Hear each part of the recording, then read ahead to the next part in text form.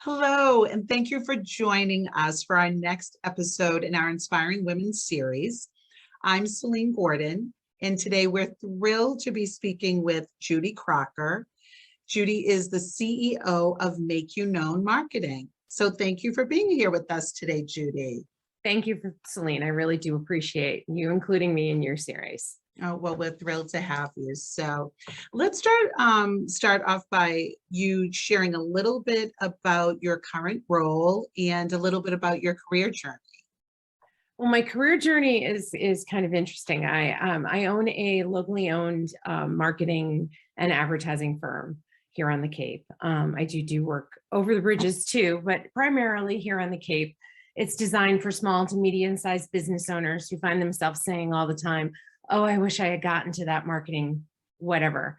And then they never do. So they hire my firm and we act as their outsourced CMO. We take on all the roles a marketing executive that works for their company would without the cost of a full-time person and all the benefits and everything else, because not everybody can afford it as much as they want it. So that's how my business has positioned itself in the marketplace.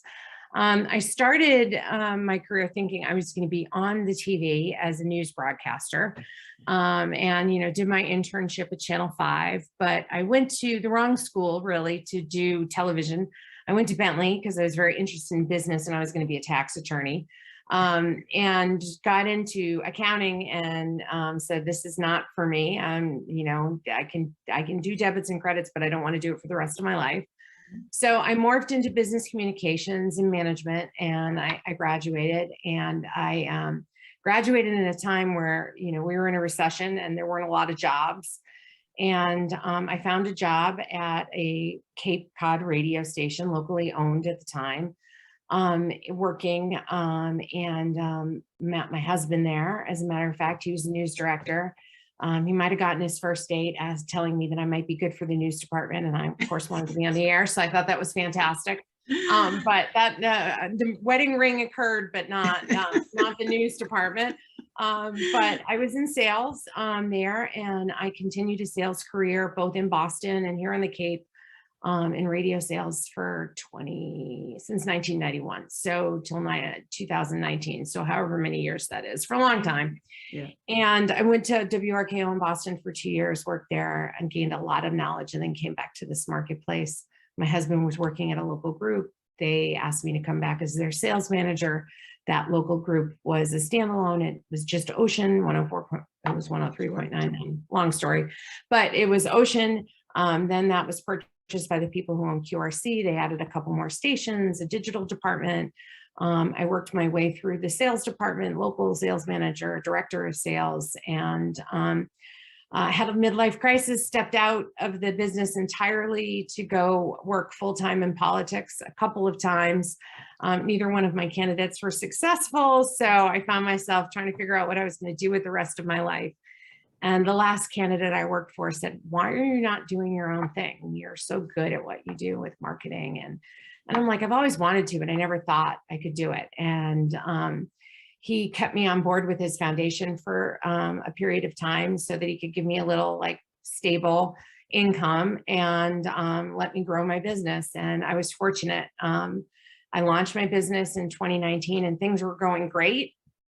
And then COVID happened, which, dealing with small business owners who were really, really impacted by COVID. And, in so many ways, a transportation company I was working with, and restaurants and, liquor store and home improvement folks who, it just, everything stopped, as and it was just a really scary time, but we came through it, and I think we're doing well. So, we just keep going. So interesting, an interesting career path, and interesting that you are where you are now. You were helping small businesses. Now you are a small business. Are you experiencing some of, or over the past 2 years, those challenges that other small businesses faced? And how did you react to, there's challenges anytime you open a new business, but I would think, increased or various challenges during COVID. Well, I think that, communication is key, and talking to your clients and working with them, whether you're getting paid or not, is key. And being a partner in what you do as opposed to someone they pay every month. And that's how I was as a salesperson. I never felt like I was really working for the radio group as much as I was working for my clients. So if you keep that philosophy, your clients value you and value your company. And so I think I created value by being a resource through those times. So, Right. but if you don't adapt and change, you can't make it through anything, in my opinion. And there will always be those challenges. And, we see that even though we're coming out of this a bit, there's still other things that we're all grappling with. So interesting. The number one request I have is can you help me find people? Like, I need more people, Yes. and I need more people. And, it's a struggle. It's not a simple journey, and to find the right fit, and the smaller your business is, the more important that is. Mhm. So, it's a challenge, and it's a challenge we face here on the Cape that I don't see an easy solution for. I mean, I've been involved in the business community since the 90s, and, been on the Highness Chamber board. This is my third round, and beginning of my third, probably 6-year term. I've done 2 previous 6-year terms. Yeah. And we're still talking about the same issue. We're talking about affordable housing. We're talking about workforce housing. We're talking about, young people leaving the Cape because they can't afford to live here. We're talking about the homeless problem, and we're talking about the same things. And I just wish at some point we could find a solution so we're not still talking about the same things in another 10 years. Right, for sure. And I think your background and your perspective, it, lends you to have that conversation with folks that you've been working with over the years, but also people that are newer to the Cape and looking for that sort of historical perspective as well. A lot of what we do here at the Workforce Board involves partnerships and collaboration, but we also are able to put ourselves out as mentors to some young folks that are on their career journey. So wondering if you had a mentor and how that impacted you. I've had a lot of mentors. I can't necessarily put my finger on one. I have a mentor that I call about financial stuff. I have a mentor that I call about marketing stuff. I have I have a lot of them. There's, one of the questions you had was, do you draw inspiration from others? And this is someone who I just chatted with, had coffee with early in my career, because I would love to grow her business the way she grew her business on Cape Cod. And that was Rebecca Pierce Merrick. She worked in radio. She started her own agency. She built it, and then, another company came and bought it. And then she was eventually able to retire. I don't know if I'm building my company for someone else to buy it, but, like the idea of her growing and always having some of the most well-known and respected clients. And, I feel like she is someone I aspire to be someday, someone like that, where people, look to her as someone who was a groundbreaker in the business. And, there aren't a lot of agencies on the Cape. There aren't a lot of boutique agencies. And, I kind of don't like to use the word boutique, and I'm more of a roll up your sleeves agency. It doesn't matter what you ask us to do. It could be ordering, tchotchkes for a wedding show, or it could be, writing an email to your employees. Whatever it is, we'll do it. We're your partner. We're your marketing person. So, that's what I aspire to be. So now that you're in this role of leading your own organization, and you've always been in these, again, leadership roles somewhere else, have you learned anything about some of the things you didn't know you could do that you're doing now because you're it? And quite frankly, you have to do them, or any surprises along the way? I've definitely learned what my deficits are, but I kind of already knew what they were from my previous roles. I was really fortunate to work for a company, CCB Media, as director of sales, in a position where the owner really let me run with things to a great degree. So You know, we had our conversations about them, but, you know, there was he had a lot of faith in me. And so he let me run with a lot. With that being said, I am the roadblock in my own business. I take on as much as I can, probably more than I should sometimes. And I have a hard time sometimes delegating, more because it's in my head and it's not been delegated. And sometimes by the time it's time to delegate, well, you don't have time to delegate, you just have to do it. And that's my biggest weakness. Learning how to delegate more effectively is probably the thing that I've learned the most of myself. I need to learn how to do. And, you know, I have an operations manager and she helps, and she knows. I have a team of women right now, although we're about to bring on our third employee. So, or our fourth, if you count me. And that won't be a woman. So that will be a first time. Not that that's why I've chosen, but my operations manager really gets me. And she can see when I've got that look like, you know, there's way too much going on and I don't know where to start. And sometimes it just needs, you know, okay, let's sit down, let's write it all down, let's get it out of your head. And once you do that, then you can muddle through everything there is to do. So we have team meetings every day, and that is a real help. When we have a really good,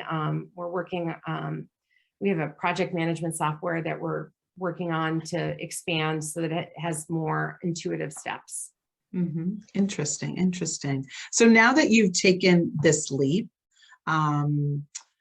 we hear a lot about the Great Resignation and you know, contractual work and freelancing, and so many of those things are becoming even more popular. But for those folks that are thinking about getting out on their own, like you've done, what are some suggestions you might have for them? Well, my suggestion to everybody, no matter what stage of their career, is networking. Network, and network some more. And my business wouldn't be where it is today at 2 years old if I hadn't networked. I've been finding clients not by going out and really looking for them, by running into people I know who say to me, "What are you doing these days?" Right. And then I tell them and they go, "Oh, we need to talk." And, you know, that's really to a great degree how my business has grown. I mean, there's been a couple of RFPs, but for the most part, it's been a situation where I run into someone who owns a business and we start talking, and the next thing you know, I have a new client. Right. So so networking is a huge part of it. Never stop networking. You're never too young, old, or anything to be networking. The more people you know, the more people in your Rolodex, the better off you are. Yeah. And you know, I was telling my husband a story, and he says, "I think you should tell this in your interview tomorrow." I just went south to Florida for a couple of days to see family, and my nieces and I were all at the table, and one's a sophomore, one's a freshman, and one's a junior in college. And the one that's a junior in college had an internship, and that I kind of helped find for her. And there was something going on and she needed something by the next day, and the person wasn't getting back to her. And I said, "Well, who's not getting back to you?" She tells me the name, and I pick up the phone and I text that person. She goes, "You know them?" And I'm like, "Yeah, I know them. I hired them." So I text that person. So we get that problem solved. And then my other niece says, "You know, I think I'm going to go into computer science at University of Oregon." And she's in the honors program. I'm like, "Oh, really?" I said, "I know a computer science guy that I'm working with on a project that started the honors program there." And I emailed him, and now she's going to have coffee with someone that he knows in Eugene. And then in the next, my other niece is a pre-med student, and she's trying to get a internship in a Boston teaching hospital for the summer. And someone calls me while we're talking about it. And I said to this person that called me, who's really active in Boston and on every board known to man, I'm like, "Do you know anybody?" And she's like, "Yeah, I'm on the board of Boston Children's." I'm like, "Oh." Ding, ding, ding. Right. But it's like, you know, I always say to people, don't be afraid to ask. Whatever it is, just don't be afraid. What's the worst thing? That I don't know anybody. I can't help you. No. But 90% of the time, if you ask for help, someone will give you help. Absolutely. So you just have to be not afraid. So many people are afraid to ask. You know, even my nieces, I'm like, "You guys, you need to ask me. You know, I'm not afraid to use my Rolodex to help you. Right. I know a lot of people because of all the things I've done in life. Like, let me try." It may not work, but it's worth a try. So, that's the thing I always tell people, you need to ask for help. Right, right, right, Don't be afraid to ask. Don't be afraid to admit you don't know something. right. I know as a manager of people, come to me with 3 solutions that you think might work instead of walking into my office and say to me, I don't know how. Right. I didn't know how to accomplish this. This is my thoughts. We can do A, B, or C. What do you think? Well, I don't like A because of this, but I think B could work if you do this, and C is a really good idea. Mhm.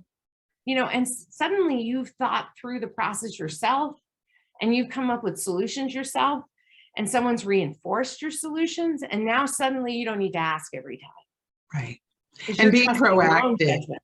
Yeah, and being proactive and taking steps, sometimes even if they don't necessarily lead you directly to that answer, they move you forward in some way. So when you look back on your career, it's inspiring to see some of these younger people starting businesses, but so many of them are just getting going. Is there anything that you wish you knew earlier in your career, or would you have advice, aside from the networking, let's say for your nieces or other young people that are really at the beginnings of their journeys? Listen and learn. Listen and learn, and don't ever think you're too anything to learn from someone else. Mhm. Oh, that person's old school, or oh, that person's new school, or oh, that person's too young, or oh, that person's too old. Right, Get rid of all those boundaries and just listen and learn. right, Because right. there's never a situation I've been in where I haven't learned something. Even when I've gone to a seminar where I'm like, oh God, I have learned all this. I don't need to do this again. I've picked up something. Mhm. Okay. I went to a networking seminar and I was like, why am I here? I love networking. And I picked up something that I didn't know. And I was like, oh, great tip. I never thought of that. So, Absolutely. and it was as simple as making sure I had my electronic business card set up. And I Mhm. didn't, right? Because I'm old school. I take out my business cards. Right. But they asked me to, can you send it to me? And I was like, no. Give me 15 minutes. I'll be back to you. So, yeah, I could send them an email and had all my information, but that wasn't what they were looking for. My contact card had my personal information, had my birth date. Like, they don't want all that. Right, right, right. Yeah, Yeah. so bringing that humility as well to say, I don't know everything. I know a lot, but I don't know everything. And trying to come away with some nugget every time, I think Yeah. is great advice. And always be learning, Yeah. take a class, Hmm. even if you don't have time, Right, find time to take a class to learn something new, right, right. because you'll always come out with a nugget of something new that you can learn from. And Well, network. you are a super busy and very inspirational woman here on the Cape.